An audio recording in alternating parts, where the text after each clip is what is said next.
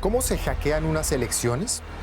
Hay cientos de tipos de ciberataques y todos diferentes. Algunos vienen como fotos manipuladas que circulan en Telegram, como cuentas falsas en Twitter o como datos maliciosos que hacen colapsar los sitios web.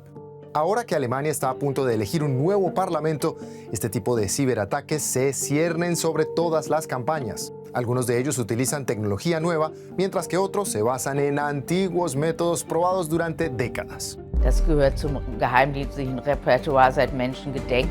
Entonces, ¿cómo se hackean unas elecciones? ¿Y qué se puede hacer para protegerlas? Para comprender el tipo de ciberamenazas que se ciernen sobre las elecciones, resulta útil desglosarlas en 3 categorías, o mejor dicho, 3 niveles. En el nivel 1 empezamos con el más obvio, el hackeo. Los atacantes pueden hackear directamente los computadores utilizados para organizar los actos de campaña o las propias elecciones. Los demócratas cristianos conservadores de Angela Merkel lo experimentaron de primera mano cuando se reunieron en línea para elegir a un nuevo jefe del partido. Una y otra vez los hackers inundaron su sitio web con tráfico de internet hasta que en algún momento el sitio colapsó. Al cabo de una hora el partido consiguió expulsar a los intrusos y el sitio volvió a funcionar. Pero el incidente suscitó la preocupación de si se podrían utilizar métodos similares para interrumpir la votación en general. Aquí en Alemania, al menos eso parece improbable. A diferencia de países como Estados Unidos, donde se utilizan máquinas de votación electrónica, los alemanes siguen votando con papel y lápiz. Ese rastro de papel hace prácticamente imposible piratear el resultado final de las elecciones. Pero todavía hay un eslabón débil. En la noche de las elecciones, los primeros resultados se comunican electrónicamente. Tras el recuento de los votos en unas 87.000 circunscripciones, se utiliza un programa informático para enviar las cifras a unas 11.000 autoridades locales. De ahí a 299 distritos electorales, luego a 16 autoridades regionales y por último al escrutador federal de Alemania, que las anuncia al público. Si los piratas informáticos consiguen hackearlo, eso podría retrasar el anuncio y crear el caos. Las autoridades dicen que tienen todo bajo control. Die Übermittlung der Wahlergebnisse geschieht nicht über das Internet, sondern über ein eigenes Netz und verschlüsselt. Entonces, ¿todo aclarado? No realmente. Porque incluso las mejores medidas de ciberseguridad son de poca ayuda una vez que llegamos al nivel 2 de hackeo electoral, la desinformación. Se trata de información negativa que se difunde deliberadamente para influir en la opinión pública contra determinados candidatos o partidos. En abril de 2021, horas después de que el Partido Verde de Alemania anunciara su candidato a la Cancillería, empezaron a circular fotos en Internet que supuestamente mostraban a la candidata Annalena Baerbock abrazando a sus colegas en plena pandemia sin mascarilla. Pero las fotos eran falsas. Procedían de unas imágenes tomadas años antes de la pandemia. We do see disinformation campaigns against us. I'm Secretary General of the German Greens, and I'm in charge of the campaign. I'll give you another example. Poco después aparecieron en la red citas falsas de Baerbock en las que se sugería que quería prohibir que los niños tuvieran mascotas en casa. You don't want to forbid pets, but it was circulating in Telegram, in WhatsApp, and whatsoever. El partido emitió un comunicado y habló con Google para asegurarse de que cuando la gente en Alemania busque en Google Annalena Baerbock y mascotas, los primeros resultados de búsqueda desmientan las noticias falsas. Pero meses después persisten los rumores de que los verdes quieren prohibir los animales de compañía. Just yesterday I was campaigning myself, and an old lady spoke about this topic, and I mean, it's just unbelievable nonsense. Y es que la desinformación no solo se difunde sobre los candidatos, también se difunde para sembrar dudas sobre las propias elecciones, algo que vimos en junio durante unas elecciones regionales en el estado de Sajonia-Anhalt.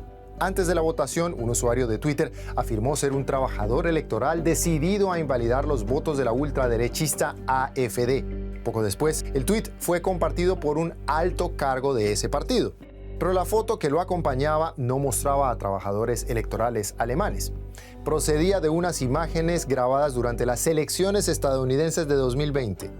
Estos ejemplos ilustran lo fácil que se ha vuelto para cualquiera producir y difundir desinformación. Todo lo que se necesita son conocimientos básicos de Photoshop y una cuenta en las redes sociales. Y aunque se pueden desmentir estas falsificaciones baratas con una búsqueda en Google, estas siguen haciendo daño.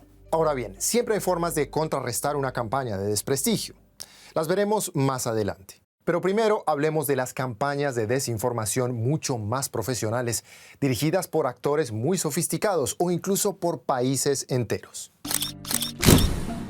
Durante 4 décadas, en la Alemania Oriental comunista se llevaron a cabo algunas de las campañas de desinformación más exitosas del mundo. Desde su sede, en la entonces Berlín Oriental, el servicio de inteligencia Stasi bombardeó a Alemania Occidental con desinformación. Besonders erfolgreich war man immer dann, wenn die Kampagnen einen wahren Kern hatten. Mein Name ist Daniela Münkel, ich leite die Forschung im Stasi-Unterlagenarchiv. Ich bin habilitierte Historikerin. Durante la Revolución Pacífica de Alemania de 1989 y 1990, los activistas de los derechos civiles impidieron que se destruyeran muchos archivos de la Stasi. Hoy en día, esos documentos proporcionan una visión sin precedentes de cómo un servicio secreto manipuló las elecciones durante décadas. Muestran cómo, por ejemplo, durante la campaña electoral de Alemania Occidental de 1961, la Stasi intentó desacreditar al candidato socialdemócrata Willy Brandt, difundiendo rumores sobre lo que hizo mientras vivía en el exilio durante el régimen nazi. Sie waren nicht ganz falsch, aber sie waren falsch interpretiert, und mit einem falschen Unterton. Esto es típico de las campañas de desinformación que tienen éxito. Por lo general, no difunden historias completamente inventadas, sino que se centran en medias verdades y tergiversan los hechos para que encajen en la narrativa. 2 décadas después, la Stasi volvió a atacar. En 1980, el canciller de Alemania Occidental, Helmut Schmidt, se enfrentaba al conservador Franz Josef Strauß y la perspectiva de que el bávaro se hiciera con la Cancillería dividió al país. Es war wirklich derartig aufgeheizt. Ich war damals ja noch ganz jung, es war meine erste Wahl und es war das kann man sich gar nicht vorstellen, was da los war. Lo que la gente de Alemania Occidental no sabía era que al otro lado de la cortina de hierro, la Stasi tenía un plan para echar más leña al fuego. La agencia falsificó un documento de 13 páginas que parecía provenir del partido CSU de Strauß, sugiriendo que los bávaros se separarían de su bloque conservador después de las elecciones. Und dieses Positionspapier spielte man dem Spiegel zu. Y la revista lo imprimió unos días antes de las elecciones. Esto hizo que los conservadores de Strauß parecieran desordenados y acabaron obteniendo su peor resultado en 30 años. Al día de hoy, la desinformación suele ser difundida por terceros que no tienen ni idea que están siendo instrumentalizados. En la época de la Guerra Fría solían ser periodistas. Hoy, en la era de las redes sociales, puede ser cualquiera. Y sin embargo, los periodistas siguen desempeñando un papel crucial. Lo que nos lleva a la campaña de desinformación cibernética más grande conocida hasta la fecha. En 2016, los correos electrónicos enviados y recibidos por el presidente de la campaña de Hillary Clinton, que habían sido robados por hackers rusos, fueron volcados en Wikileaks y allí hechos públicos. Probablemente ustedes recuerden ese debate sobre los correos electrónicos. La pregunta es, ¿habrían tenido la repercusión que tuvieron si no hubieran sido mencionados por los periodistas una y otra vez? Another batch of stolen emails. More than 1,900 emails released just this weekend. John Podesta's emails have provided Trump with a steady stream of new material. La mayoría de los analistas de medios coinciden en que sin la participación de los periodistas, el fenómeno no hubiera sido tan grande.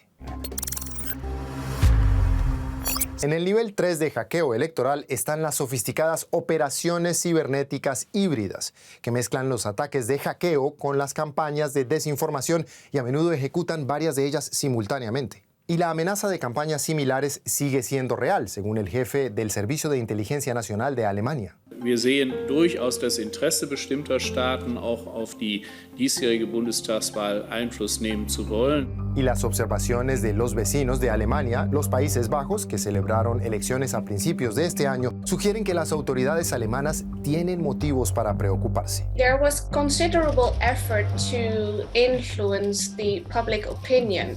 I'm a former digital campaigner and I have watched the Dutch elections in my capacity as the founder and executive director of a foundation called Defend Democracy.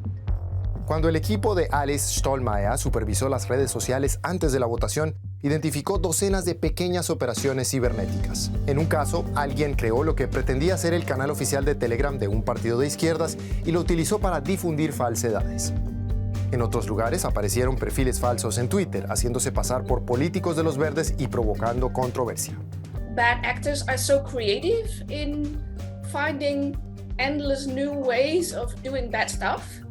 Los partidos holandeses denunciaron los perfiles como falsos, pero el daño ya estaba hecho y algunos posts siguieron circulando. Incluso si la desinformación se desacredita como falsa, los rastros de duda persisten. Y con el tiempo, estas dudas pueden acumularse, erosionando poco a poco la confianza en la democracia. Una muerte lenta, si se quiere. Nivel 1, hacking. Nivel 2, desinformación. Nivel 3, operaciones híbridas. Es realmente preocupante. Sin embargo, hay formas de hacer frente a la intromisión electoral. Cuando se trata del nivel 1, del hackeo, todo el mundo, incluidos los políticos, pueden establecer salvaguardias para protegerse mejor, utilizando contraseñas seguras, por ejemplo. Pero, ¿qué pasa con la desinformación de los niveles 2 y 3? Identificarla en línea y desacreditarla por sí sola no hará el trabajo, como ya lo hemos visto. Entonces, ¿qué más se puede hacer? The resiliency of a society is connected to a lot of things. I'm director of an organization called Futur 1. It's a think and do tank that deals with the digital public sphere. First is the platform. The platforms really don't care as much as they should. Desde 2018, cuando el mundo se enteró de que la consultora Cambridge Analytica había utilizado las redes sociales para influir en las elecciones desde Nigeria hasta Estados Unidos, los gigantes tecnológicos han sido objeto de un escrutinio sin precedentes por cómo se ocupan de la desinformación en sus plataformas. Pero, sobre todo en los servicios de mensajería encriptados, el fuego de la desinformación continúa. Y por eso los expertos dicen que la gente también tiene que aprender a detectar mejor la información que está diseñada para engañarlos. La pregunta es, ¿cómo y dónde se enseña a la gente esa alfabetización mediática? Finlandia, por ejemplo, ya enseña la alfabetización mediática en las escuelas primarias. About education for older people, but it has to be also a part of the media itself, because media can explain a lot to the people, and when they're talking about this information, they can describe how it's created, how does it work. El hackeo de elecciones no es un fenómeno nuevo. Das gehört zum geheimdienstlichen Repertoire seit Menschen gedenken und das wird es auch in Zukunft immer geben. Lo que es diferente hoy en día es que Internet, las redes sociales y las aplicaciones de mensajería lo han hecho más fácil y barato que nunca. Y la nueva tecnología deepfake, por ejemplo, que permite producir videos en los que la gente hace o dice cosas que nunca hizo, potenciará este desarrollo en los próximos años.